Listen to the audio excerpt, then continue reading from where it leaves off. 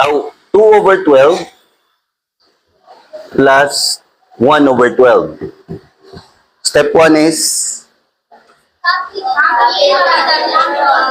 so pila akong ibutang?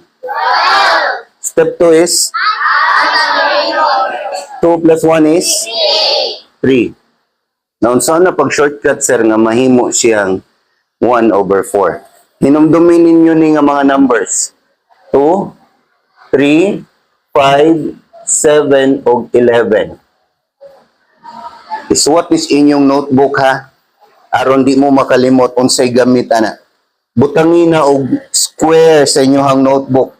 Suwat na ibabaw nga part sa inyong notebook. Aron kung magklase o gingani, hinumdumin ninyo. Unsa di gamit ana? Daray. Una niyong gamiton kaya number 2. Tanaw na diri tanan. Saan siya paggamit? Ayaw gamitan 3, 5, 7, o 11 kung wa ninyo suwayi si number 2.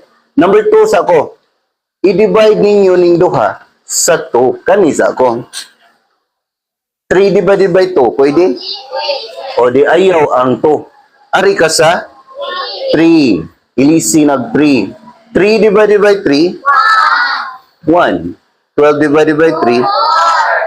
Okay. So, kay wa man sa 2, adto ka sa 3. Kung dili pwede sa 3, adto ka sa 5. Kung di pwede sa 5, kung di pwede sa 7, kung di pwede hantod sa 11, mauna to'y answer. Ayaw nag-ilowest term. Mauna tong answer.